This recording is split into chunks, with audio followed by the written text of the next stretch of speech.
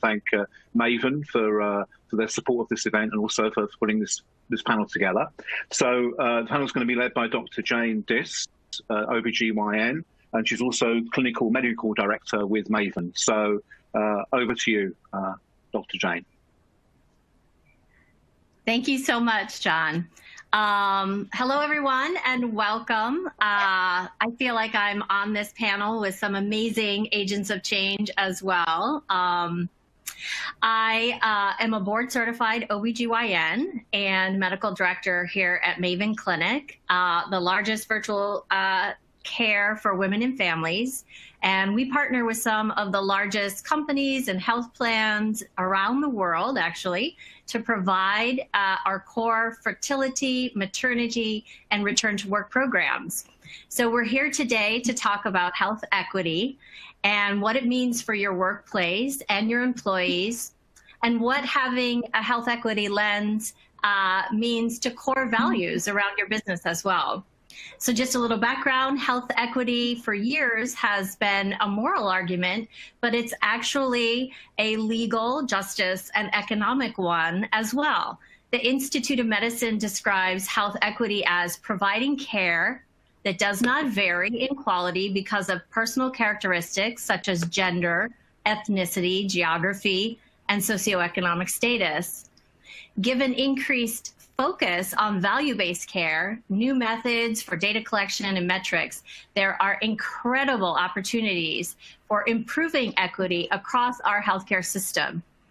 At Maven, we have an equity lens with everything we do. We have over 25 different types of specialties on our platform, and we have providers of all races, genders, backgrounds, and geographies.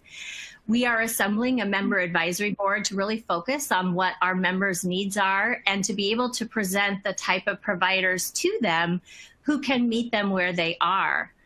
50% of all U.S. counties currently do not have an OB-GYN, and so we are absolutely focusing on how to serve geographically underserved communities as well. And we recognize that a lot of people may have had experiences of disenfranchisement with the healthcare system. So to that end, we have care advocates who really help our members navigate the healthcare system. So what does health equity mean to your business? We're going to focus today on conversations around this, plus the role that innovation in digital health plays in advancing health equity.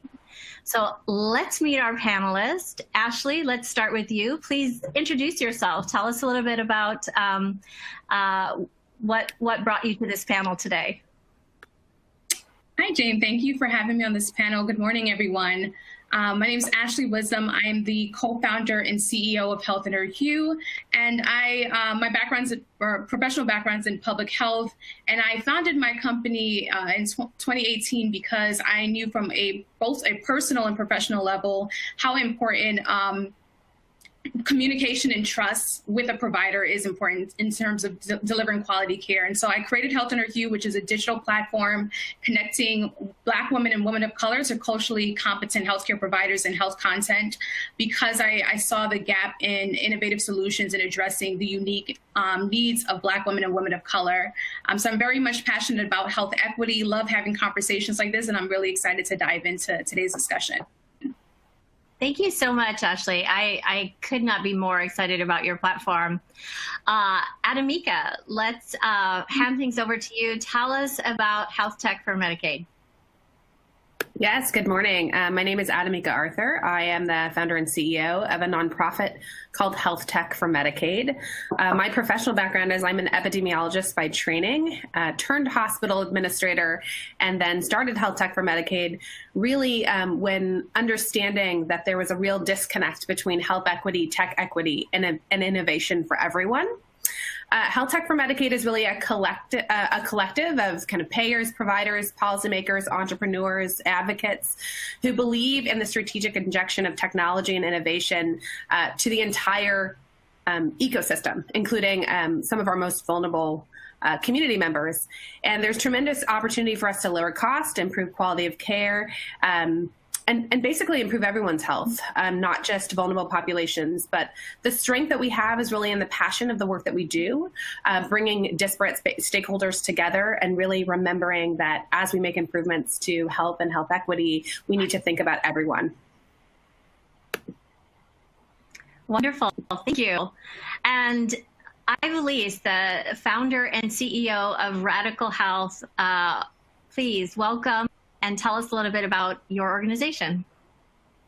Great. I'm excited to be here with you all today. I'm Ivelyse Andino, founder and CEO of Radical Health. And for me, my professional background is really merged with my personal. So I grew up in the Bronx. I've lived and seen a lot of what we know today to be health inequities that are really, in the time of COVID, we all see pretty brightly and boldly.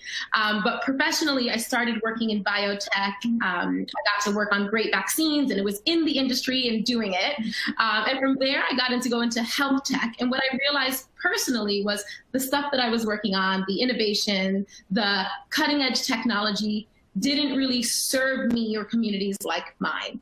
More so, I was often the only person in the room. I was often the only woman, the only person of color, the youngest, and had an experience where at work I was doing great things, but felt really isolated. So I founded Radical Health as a way to make it easy for people to come together, to have meaningful conversations about health, to know how to navigate the healthcare system on their own terms. And so today I get to combine my lived experiences with my work to make sure that everyone has equal access and that we can do so in meaningful ways. Wonderful, wonderful. All right, so my first question is to Adimika, and I would love to hear you sort of talk about why should employers engage and have a value proposition around innovation in healthcare equity? I know you work with a lot of different innovators, but why should employers engage with this principle? Sure. I think to meet the needs, the urgent needs and changing preferences of people, we need to invest more time, money, and resources in kind of establishing and understanding where innovation works within people's lives. And I can speak specifically to kind of how we reimagine that.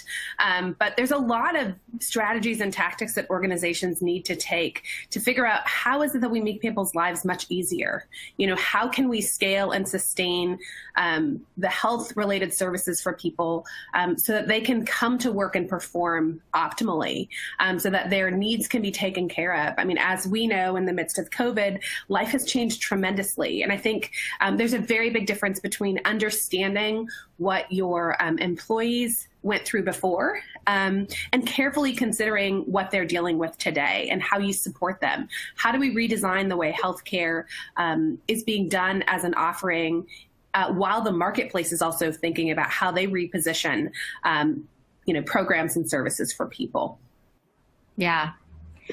Ashlee, tell me a little bit why it's important to support employers why it's important for employers to allow employees to bring their whole self to work, and how does health equity figure into that equation? Yeah, so my response to that is that the ability to really show up as your full self at work is really important to feeling that you're in a safe space where you can, work and be efficient, just not have to deal with a lot of the hangups that you would have if you have to withhold some aspects of yourself and your lived experience. Also, people who can show up as their full selves can really bring innovation into an organization. And I think health equity really is important in terms of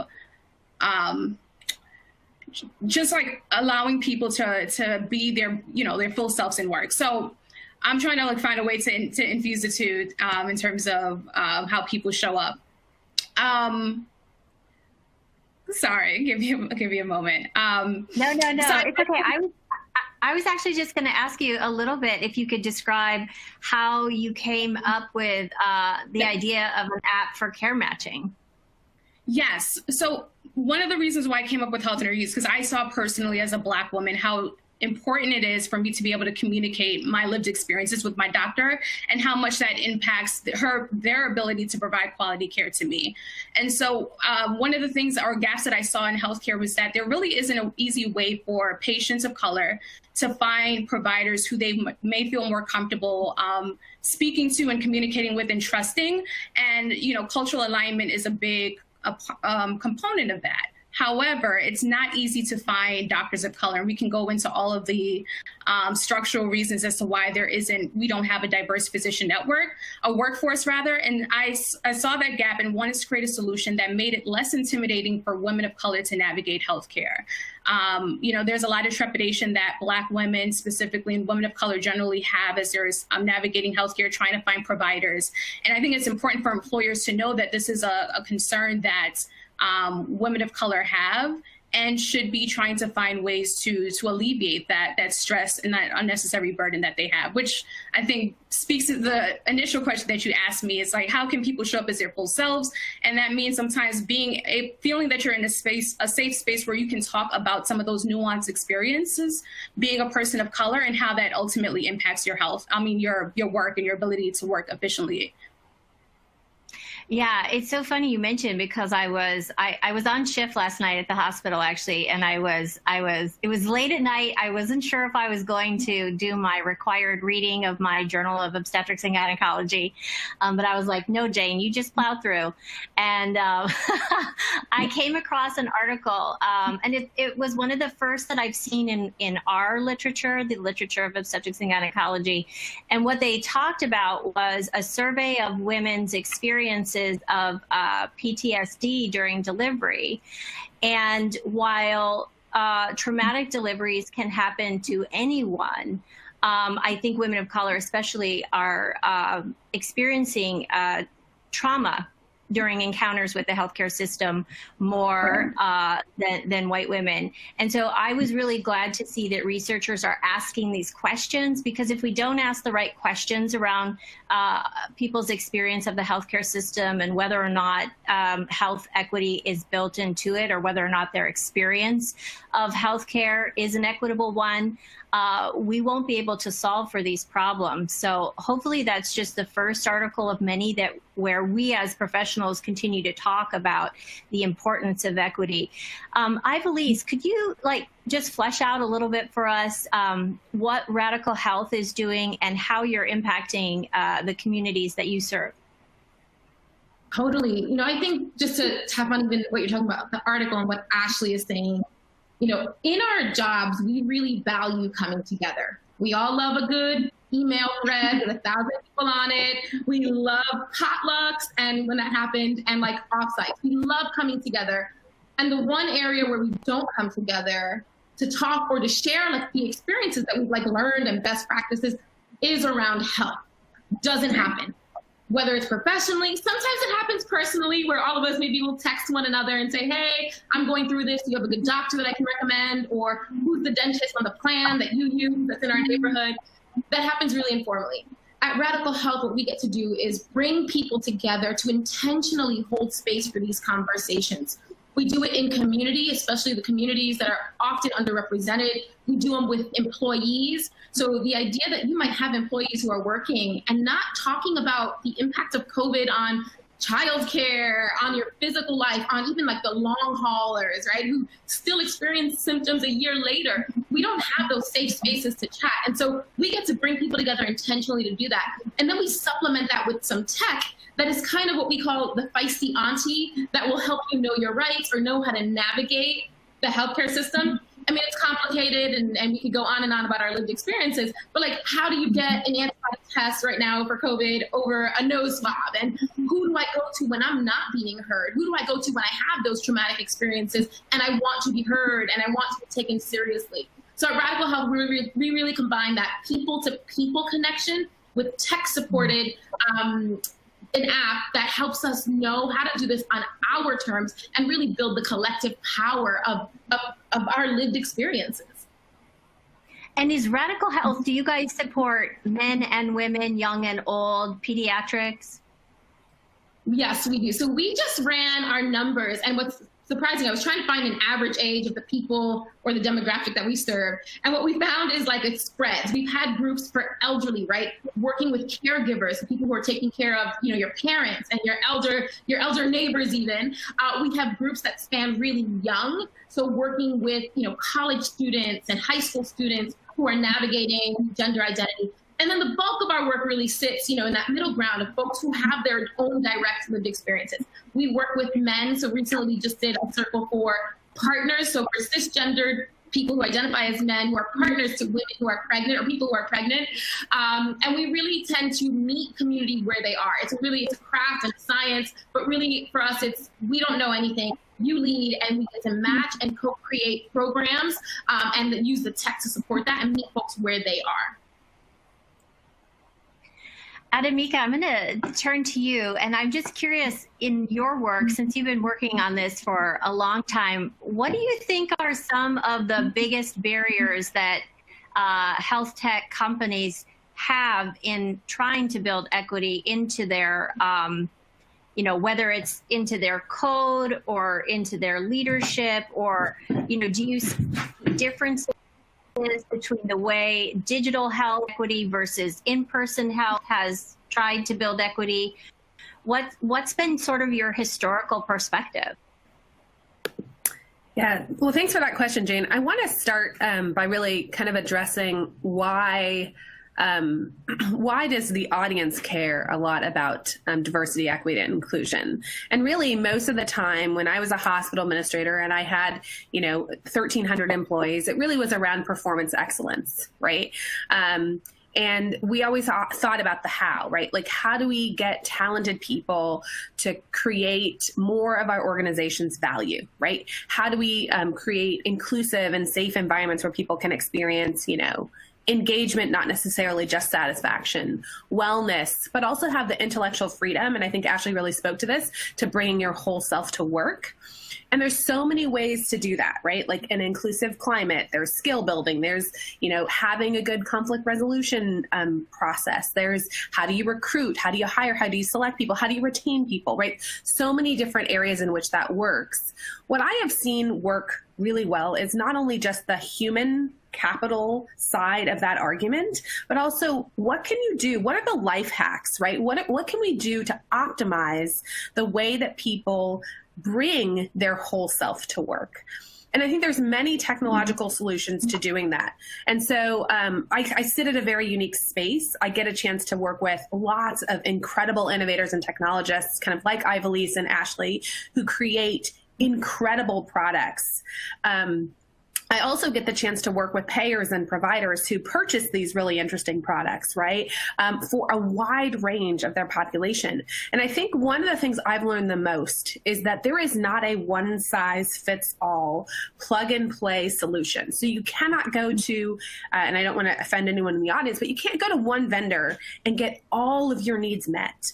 I think you have to be mindful of the fact that you have a very diverse workforce. And that people are dealing with things in a dynamic way. The other thing you have to realize is that having safe space for people can be in different modalities of their lives and in their personhood, right? So some of that is at work, right? How do you have a safe space at work?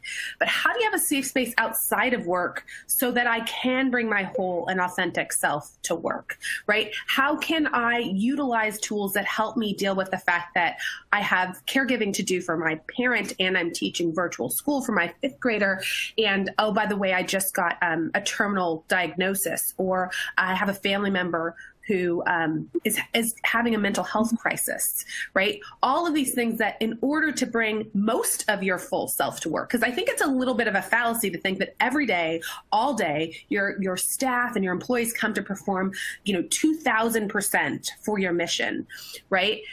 But like, how is it that we can use these hacks, these incredible pieces of technology? And it's not always an app, and it's not always there's all sorts of different modalities in which we have to use. But I think that the biggest key that I found is that you need to work with different stage companies to do that.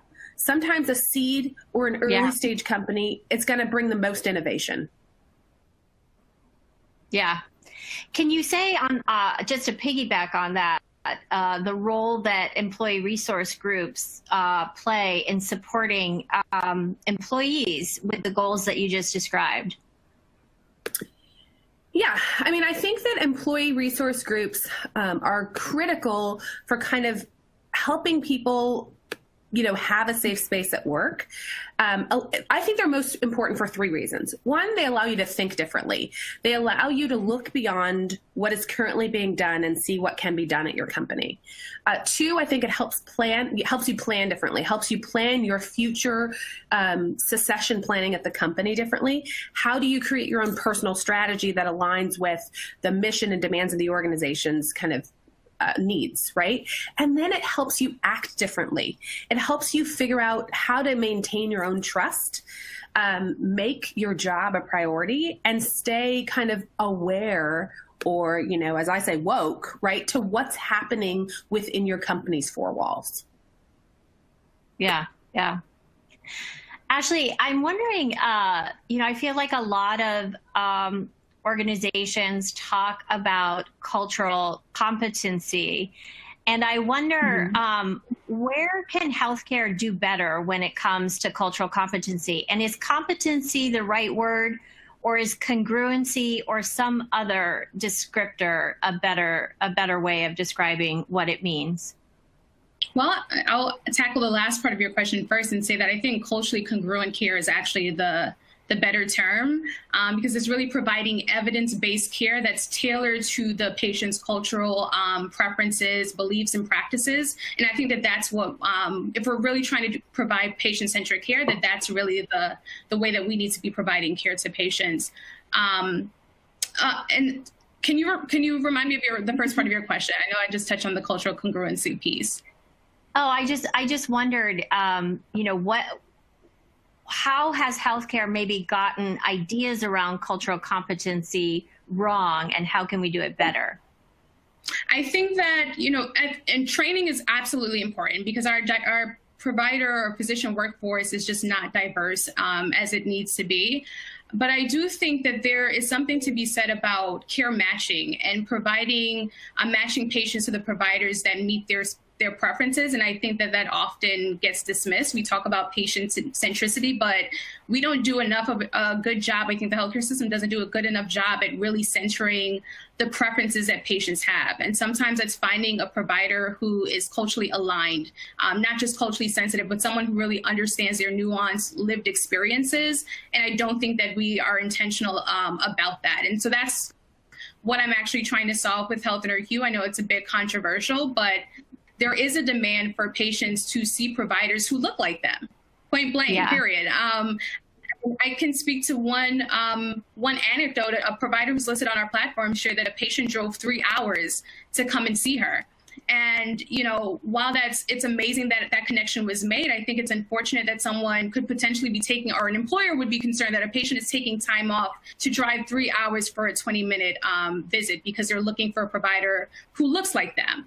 And so I think that is a blind spot that the healthcare system has, that there's a demand for this cultural alignment, and we're not really centering solutions that really make that possible for patients. Yeah. Oh my God.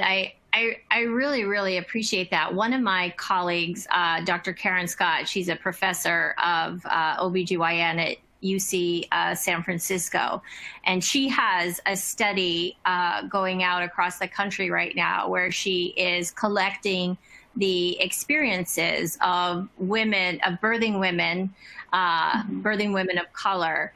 And again, I can't emphasize enough that I think the results of her study will show, to your point, how important it is when you have something as vital, as core to your existence as your health, and feeling like you actually need to drive 3 hours in order to stay alive, or in order to get the best care, or in order to be seen. And I was also reading, I actually did a lot of reading last night. I was also reading an article in the New England Journal of Medicine about what it means to have a just health culture. And the authors were talking about the fact that we need to think about having a just culture in the same way that we think about avoiding medical error. We pay a lot of attention to making sure that our drug doses are correct, to making sure that people are getting the right amount of oxygen or IV fluids, but we don't pay as much attention to making sure that our healthcare system is just and that it offers an equitable experience for patients. And so I'm happy to see that people are bringing this value forward. And obviously, I think we need some accelerant there, because in obstetrics and gynecology, we still see market health disparities. So Ivelyse, do you guys do some care matching at Radical Health, or how do you help your community reach practitioners that will best serve them? Yeah, I think, you know, I'm loving this conversation. I think there's like ways that we're like tying this all in. For us, right, when you talk about the just healthcare system, or we talk about even a just workplace, it is centered around the people. I'll date myself a bit, but when I was working in corporate, we didn't have ERGs. That's a fairly new thing. We had EAPs, which are the access programs, and those are very much systemically driven. You can click on your portal and pick something and hope it works. But what we've seen in cultural, like at work, is a shift, right, to these ERGs, which are people-led. For our work, when we talk about care matching and connecting people, it is the same method where we are being led by the people. So in our conversations, right, we hear so many, I mean, we do a lot of work with people who are pregnant and navigating the healthcare system in that way. And we hear stories of, you know, I'm 8 weeks pregnant and I can't tell my employer because I might get fired, I might lose my job, or do I have to tell my employer? Right. And those are really important questions, you know, to what everyone is saying. When you come in, right, like I can't, if I'm hiding a pregnancy and I'm afraid for my physical safety, I can't fully show up at work. So in those cases, right, we connect folks with the resources that they might need to know how to navigate that. Another piece is when you're looking for a provider, or you're looking for even an outside resource. Maybe it's just someone to connect with to talk about your experiences. But maybe it is sending folks to Health In Her HUE so that you can find an OB-GYN that, you know, fits the criteria, that's not going to turn you away because your BMI is too high, or is not going to recommend things that don't really fit what you need. So as we do this work, whether we're connecting people using Indigenous circle practice, where we come together, now it's virtually online to share, or whether they're coming to us through a chat app, we're really helping people, our people that we hire, our facilitators, our apps, they all come from the communities in which they serve. So even when we do employee programs, right now we're doing a special program for a healthcare employee, but it's actually for their employees who are frontline. We're hiring caseworkers and psychiatrists to then be peer support to match that. And so for us, it's all about show up. We want you to reflect and relate with the people that you're working with and talking with firsthand. Yeah. Adimika, I'm hearing so many great ideas here, and I'm wondering how do leaders of companies think about KPIs around equity, and is that a new conversation? And you advise a lot of companies.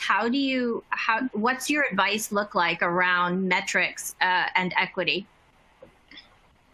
Yeah, I'm going to use actually maternal health as an example, because I think it's a really unique one. I do spend a lot of time speaking specifically with companies, and I think when we think about how do we demand equity, access, and prevention, we really should start to think about it from that perspective. So when you look at something like pregnancy, which is a general life event, right, for many of the workforce, there is a very big difference between the way the medical community views it and, you know, the general broad community. In the medical community, it can be seen as a disease state. So it's automatically like all the things that could go wrong, right? In the general community, as an employer, you know, it should be a celebrated life event. And so it shouldn't be kind of the doldrums of like, you know, just make sure you can perform 100% and please plan for your due date so that you can, you know, release yourself from work. When we think about things like equity, access, and prevention, you know, we have to think about, in the case of equity, how do we eliminate racial and ethnic health disparities and drive kind of that economic, social, and health equity value statement by kind of focusing on prevention, treatment, and social determinants of health to improve birth outcomes? So the reality is, the data shows very clearly that Black women are 3 times more likely than white women to die from pregnancy-related, complications and causes. And that is irrespective of socioeconomic status, irrespective of zip code, irrespective of, everything you can think of. So the stress in which a Black woman comes to work during her pregnancy looks different. How can you support that employee, right, around preterm birth and disproportionately higher, implicit bias, right, for healthcare professionals, et cetera? Yeah, you go ahead. Sorry. You can go ahead. Go ahead. Oh, you're done. Yeah, I think that I love what you said, because I feel like the experience of the stress, not only of the pregnancy, but also of the healthcare system, can be a silent or invisible burden, especially for women of color. And I feel like we are asking women to navigate a healthcare system, which obviously, based on these health disparities, for whatever reason, structural individual is not looking out for them well enough. We are not doing our job. So how do we train the next generation of healthcare providers? Ashlee, is this something that you guys think about at Health in Her HUE? Is what are the gaps? And obviously you're filling a gap, but do you think about what are some of the key components of how to educate the force so that these health disparities don't exist?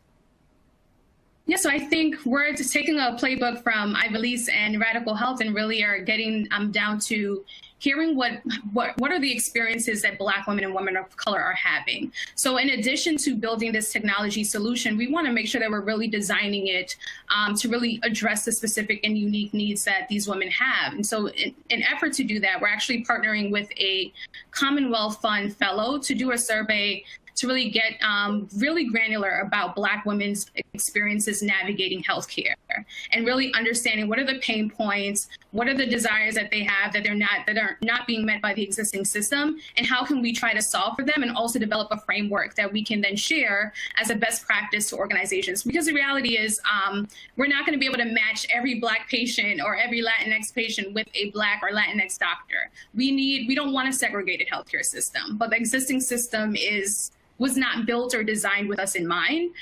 So to that end, we want to make sure that we can equip our providers who are in our existing workforce to better serve the diverse patients that they're going to come across.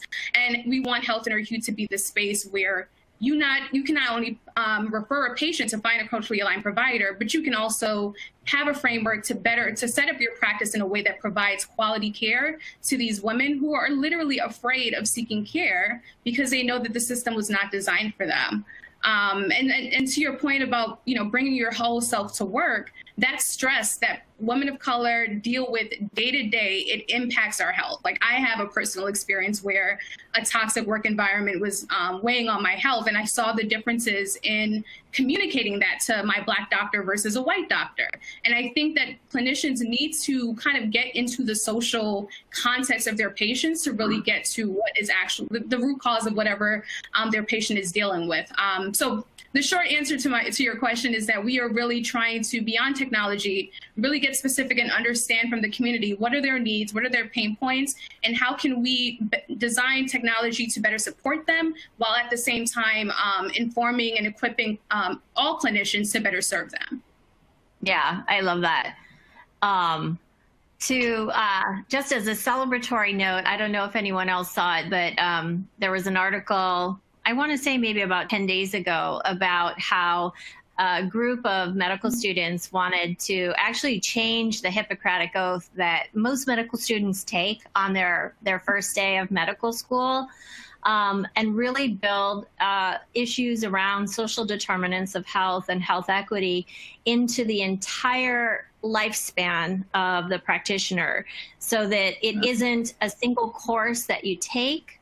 It's not a book that you read, but it's built in, it's baked into the entire learning experience. And honestly, something as comprehensive as sort of a reimagining of medical care, and not just for doctors, but for nurses as well. You know, we know that healthcare is delivered as a team, and we know that one person on that team can really alter in a good way or in a negative way a person's experience of healthcare. So it is the physicians, but it's also the nurses and the techs and the orderlies and the unit secretaries. It's all the ways that people encounter the healthcare system. Is this something, this kind of learning, is that something you guys are talking about, Ivelyse, at Radical Health? Yeah, definitely. You know, one of the things that we're thinking about and we're actually doing is, we're training folks how to listen and how to listen deeply.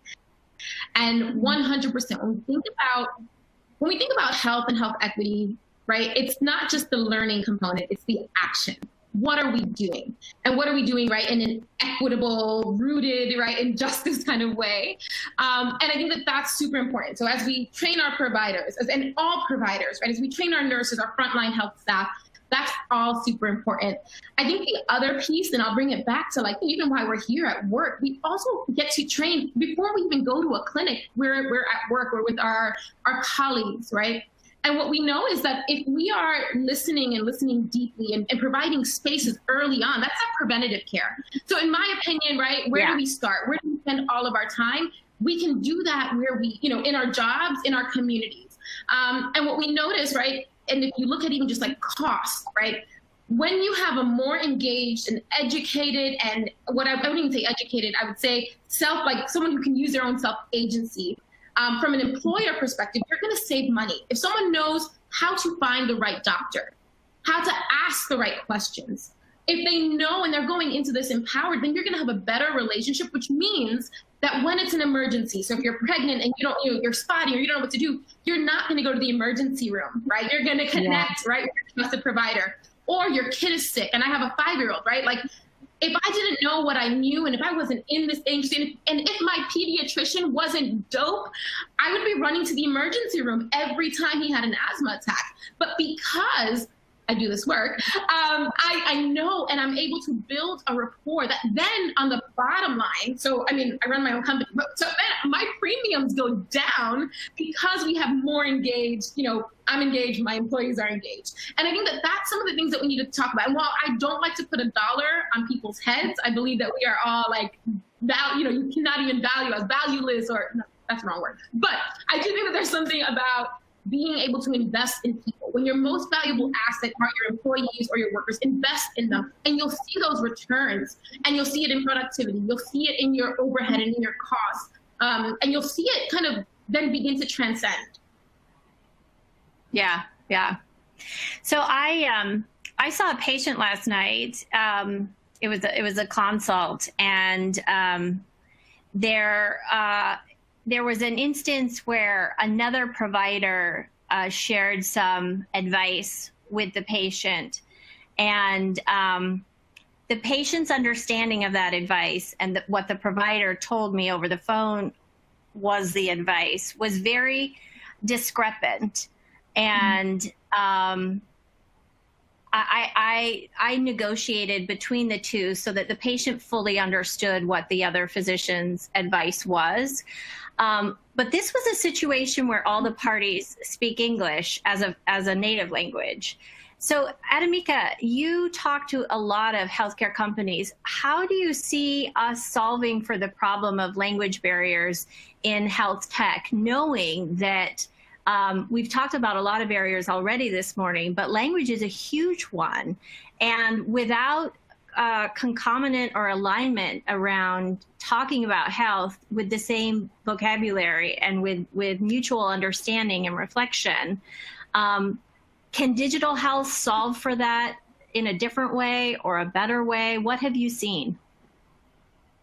Yeah, I mean, I think this is an area where I'm going to bring up something around telehealth, because we saw telehealth really grow tremendously, and we've learned a lot of lessons and are still learning significantly. But, you know, most systems went from having, like, you know, prior to COVID, like maybe 500 visits a month be video or phone or a hybrid of such, to almost 10 to 50 times that during the COVID times. And now we're trying to, like, just understand as an industry, as a nation, like, you know, how do we right size this? What are the appropriate modalities to come in? What are the appropriate modalities where people don't have to travel as much? There's still fear out there as it pertains to, you know, COVID itself. And one of the things that I think really specifically to something that you mentioned around language, I think first we have to look at health literacy, period. Because you spoke of an instance where everyone spoke English, right? I think there's health literacy and tech literacy, and both need to be really looked at. And I think this is where employers' thoughts can really be helpful, because every organization's kind of vision of the future with telehealth is going to be different, right? What matters is defining how telehealth is going to be able to help the organization kind of reposition itself to meet the growing needs of not only the diverse patient population that's out there, but also the diverse workforce that you work with. So if you know your workforce has 12 or 15 languages, you need to provide extensive ways to communicate. The other thing is, I mean, even for a company like an Amazon, right, there is a wide range of jobs, right, from the distribution center, right, to the, you know, senior executives. And so I think in addition to actually thinking, because people just jump to language, right? Translation of language does not translate into just understanding. There is really, what is your digital literacy competency? What is your tech, you know, competency? And how is it that you could meet in the middle? Because nothing's going to be perfect. And, you know, as a clinician, you know, as well as I know, that fear and all these other things kind of, and, you know, get in the way of communication. Yeah. Ivelyse, have you guys talked about language barriers at Radical Health as well? Yeah, and Adimika, you brought it up. So our first rule of thumb is accessibility in language. We break it down. So we make sure that everything that we do is simple enough that, you know, my kid can understand it. But beyond that, we do add in language support. So right now we support English, Spanish, French. We're working on Portuguese at the moment. And for us, that is a big, I mean, it's necessary when we're going into communities and we're working with folks. Like, you have to be able to communicate in the language that you're the most comfortable with. And the only way we can do this is support it. And I think, you know, as we continue to grow, right, those are the things that we lead with at the forefront. So making sure that all of our materials, right, in some cases we've done this, only sessions in Spanish all the way through, whether that's people to people and on the tech side. So we have to meet folks where they are. And I think the other piece is, you know, our language is changing. We use emojis now. We use, you know, different ways of communicating. And it just doesn't make sense, right? To set a standard that isn't attainable or accessible by everyone or by, you know, most folks. Right. Yeah. Yeah, Ashlee, I just want to jump in really quickly here. Oh, go ahead. Yeah. I just want to say that it's intergenerational, multi-ethnic, multiracial, and cross-cultural, which may seem like it's a mountain that's insurmountable, but I think the more data and information you have about your workforce, the more that you are able to, and I think when you said emojis, it really hit me, right? Because I have staff members who spend, you know, 40% of our communication is in GIFs and emojis. And like 5 years ago, I would have been like, how do I communicate with you? But now this is how we communicate digitally. It's the fastest way for them to communicate back. And so I think we have to think about kind of intergenerational, multi-ethnic, multiracial, and cross-cultural, because it is definitely different in Boston than it is in New Orleans than it is in Seattle. Yeah, yeah. Ashlee, I just wanted to circle with you and find out, at Health in Her HUE, do you guys, is health literacy and giving patients, I really don't like the word empowerment because I feel like it's overused, but I think you know what I'm getting at, like learnings about not only their own health, but how to engage with the system and get more from the healthcare system. Do you guys have some learning around that? Yes, that's actually the foundation in which the whole platform started. And I was glad that Adimika brought up health literacy first before we even get into language. So when I came up with the idea for Health in Her HUE, I was actually a grad student at NYU, had access to all these academic journals, and was tired of like reading the data and seeing the poor outcomes for women who look like me. And I thought, my God, like I'm privileged being in this fancy classroom with access to this information, and I know how to better navigate the healthcare system. I know how to advocate for myself, but the women who I think need this information the most may not be sitting in this classroom or may not have access to the information that I have. So I wanted to take it out of the ivory tower, and not just take it out of the ivory tower, but make it accessible and make it relatable so that women can take action, so that they can find information and find the language, one, to better communicate with their doctors, and not just to understand different health conditions, but also to talk about their experiences, because I think that there's so much learning there that can happen that often gets lost. You know, there's a lot of like, how do we teach patients how to understand diabetes?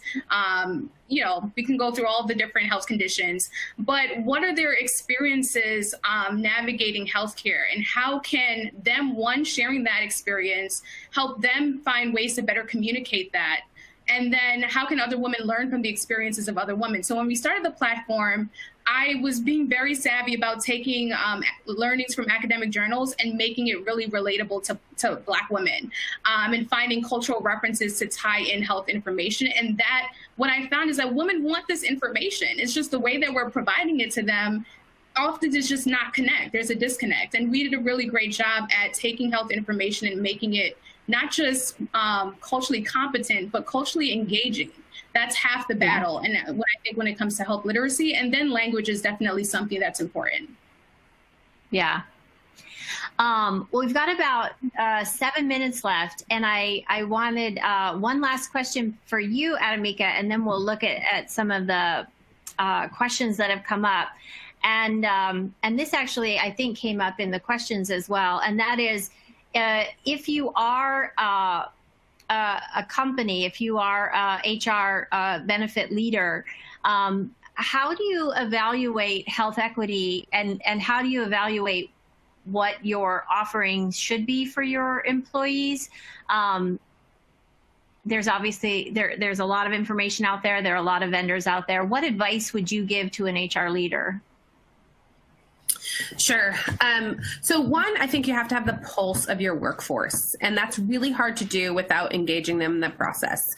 So, you know, I think the first thing to do, if you think about equity, is really how is it that we can get some information from folks about what they're experiencing at work. And I think in order to kind of, you know, I think you need to kind of look at things in three buckets. So for me, if you're looking at kind of what can an agenda for change be honest about where you are in your journey first, right? We would like to learn a little bit more about what our, you know, employees are experiencing as it relates to, you know, economic, social, or health equity, right? And we would like to focus on prevention or treatment or social determinants of health. Tell them what you'd like to focus on, and then ask them, what are the gaps? What do you see? Yeah. You may find what you put your north towards is not something that people want. So you're spending money on critical programs, right, that are not going to close gaps in coverage or impact your employee class. Yeah. So I think the conversations, and that needs to be most multimodal. So get it through a survey, talk to folks through stakeholder level interviews, and make sure you go from the top to the bottom to the top. And also then listening to other like-minded employers near you. Yeah. No, I love that, because you know, as a physician, like, you can't treat the disease if you don't know the diagnosis. And in order to get to the diagnosis, obviously you have to do some listening. So in the same way, if you spend too much time on the symptoms, the diagnosis gets lost in the noise. That is so true. That is so true. Well, you're an epidemiologist, so I feel like you're absolutely an expert in this space to be talking about the manner by which leaders can be doing that evaluation. All right, so we take some questions here. Angela Pillsbury, Ashlee, asks, can you speak more on how you actually do the care matching, like maybe a little bit of technical information there? Yeah, so we're actually working on this in real time right now. We're a startup, so we're still growing. We're doing a good job we put a MVP out to see like how are patients going to be engaging with the provider profiles. And what we're seeing is, understanding the provider's cultural, racial background is important. The languages that they speak, where they're located. We're basically trying to get smarter on what are the different data points that patients actually care about when it comes to looking for a provider, and then taking those learnings to then find a way to better care match them, to connect them to providers based on those preferences. So I would say from what we're seeing now, like language is a big thing. Race, just by seeing a provider's photo, it makes a world of a difference. Patients talk about, going to their insurance network and not being able to see the faces of the providers, and it's hard to make a decision there. But I would say, in summary, it's primarily like race and ethnicity, the languages that they speak, and then also the specialty areas. Like, what have these providers actually studied? Do they really know the condition that I'm dealing with? That is like of main concern. Like, regardless of race too, it's like, have you been trained to treat the condition that I'm dealing with? Yeah. I have to say, I am the exact same. When I go and, search through providers, if they don't have a photo, I'm like, okay, are you not tech savvy enough? Or, why don't you have a photo? I think photos are so important. Obviously, it's not the whole story, and you can meet someone who doesn't give you the same vibe that you saw online versus in person. But I do think understanding who your providers are and maybe what some of their values are is essential, not only for women of color, but for all people. And especially, I think too, we've been talking mostly today about our own health, but Ivelyse, I think you brought up, pediatric care as well. And that's really, really important. I mean, our children are our treasure. And so we absolutely want to make sure that the people caring for our children as well have health equity at their forefront. Well, this has been amazing, and I just want to summarize that I hope that the audience has appreciated that health equity is core to an equity strategy, and that it's tied to productivity. Ivelyse, I feel like you spoke to that quite a bit. Employee engagement, Adimika, you spoke to that, satisfaction, and then critically your employee physical and mental health and well-being and their ability to bring their authentic selves to work. And also just thank you so much to these brilliant women. Many in the comments section said that this was a fantastic panel of really, really powerful women. And I have to say, I agree completely. So with many, many thanks, ladies, thank you so much for coming here today. Thank you for having me. Okay, yes. Thank you, Jane. People can feel free to reach out for sure. Yeah.